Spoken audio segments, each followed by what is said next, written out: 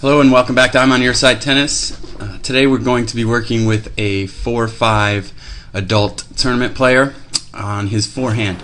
And the goal of today's lesson will be to transform his traditional forehand into the modern forehand. So let's go ahead and first start by taking a look at his traditional forehand, which is very fundamentally sound. Does a great job of early preparation, turning sideways and stepping into and then driving through the ball at contact. He also does an excellent job of upper body rotation. Again, getting just about a full 180 degree shoulder turn. Has to bring his back foot around in order to accomplish that. However, you can see he's got good upper body and hip rotation through the forehand. So after seeing this, you may ask yourself, why would we change this forehand? Well, a couple reasons for that. First and foremost, the player's most common error is to hit the ball long due to insufficient topspin on the forehand. This student has also been plagued by left knee problems, and this is due largely to the fact that with a closed stance, he's got that left foot anchored on the ground and does a lot of hip rotation and shoulder rotation about that axis and causes unnecessary strain on that knee. So by switching to the modern forehand, which we'll talk about here in a second, we're able to alleviate that knee strain and prevent the student from having further knee problems.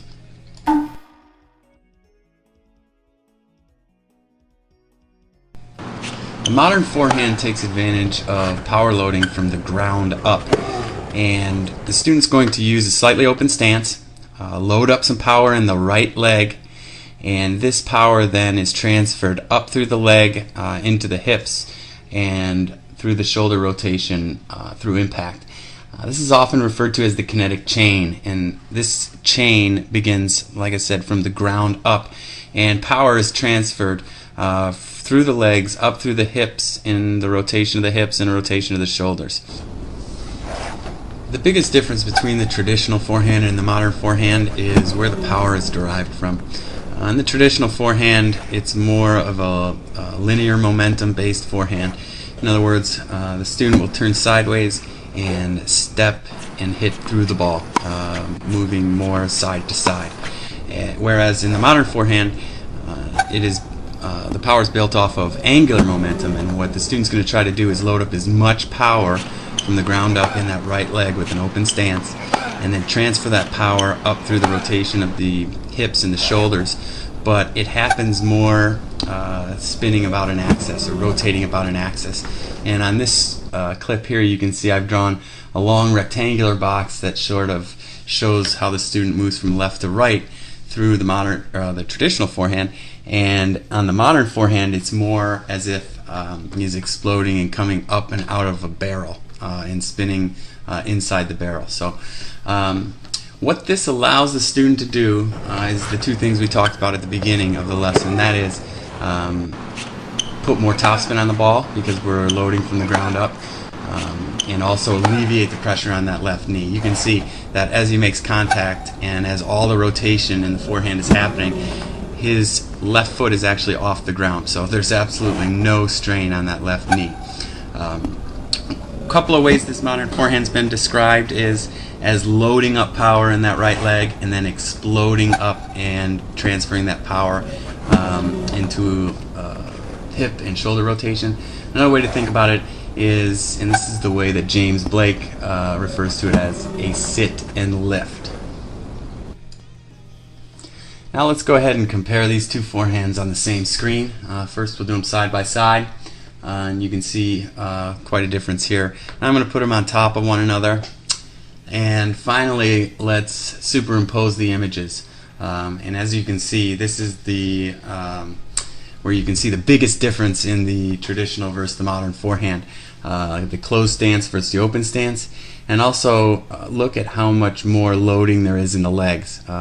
His head in the modern forehand is actually about 6 to 8 inches lower as he loads up the power in the right leg, and then it is transformed through the ball.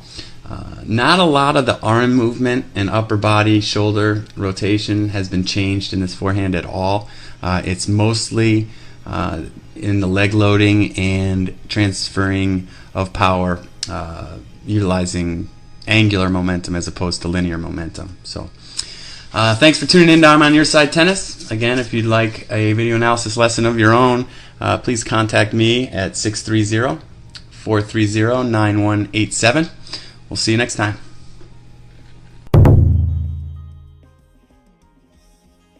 これは15年前の動画です。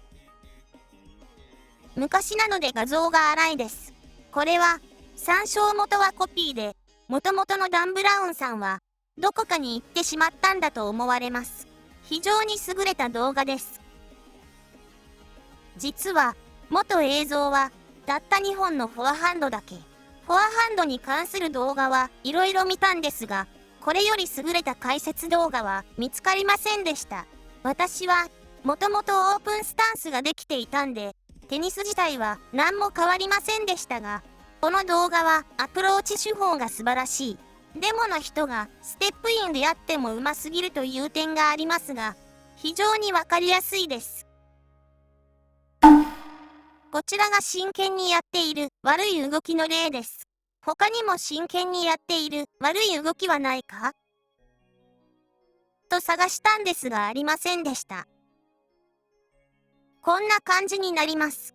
こっちの動きはフォアハンドですが、猫パンチの動きが入るので、左脇を締める必要があります。肩を剥がして打ちます。松原です。この肩関節で行く手打ちの方法だと、スイング軌道が半円形に丸くなり、ドッグパッドもなければ、セミフォワード区間もありません。これは、もし、実際に真剣にやると、実は、クラシックの動きの方が難しいです。真剣にやる悪い動きってすごく難しいんです。正直やりたくない、やぶコーチあるあるなんですが、悪い動きのデモって、あえてやろうとするとふざけてるだけになりがちなんです。真剣に悪い動きをやるというのは矛盾があって、使わない、やらなくなった動きを真剣に再現しなければいけないので、非常に高度、かつ無意味です。もう一回述べますが、以下が手打ちの特徴です。丸1ドッグパッドはない。丸2セミフォ区間はない。丸3スイング軌道が丸っこい。基本的には、フォアハンドというのは、すべての局面において、右足で地面を蹴って打つものです。なお、私個人では、運動連鎖という言葉は、アホの一つ覚えだと思っているので使いません。足からラケットまでのつながりを明確に定義できていないし、原則と収束を考慮されていないし、運動連鎖がうまくできない場合のボトルネック箇所を特定できていないからです。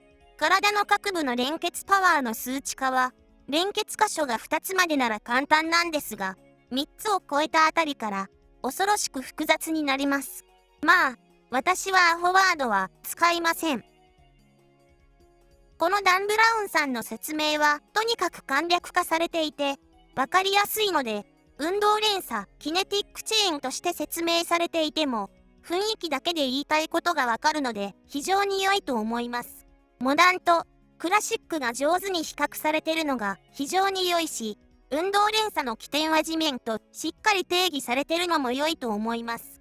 今の YouTube の仕組みだと、埋もれてしまうのももったいないので、発掘しました。もう一度言いますが、基本的には、フォアハンドというものは、すべての局面において、右足で地面を蹴って行うものです。今回は以上です。質問があればコメントでください。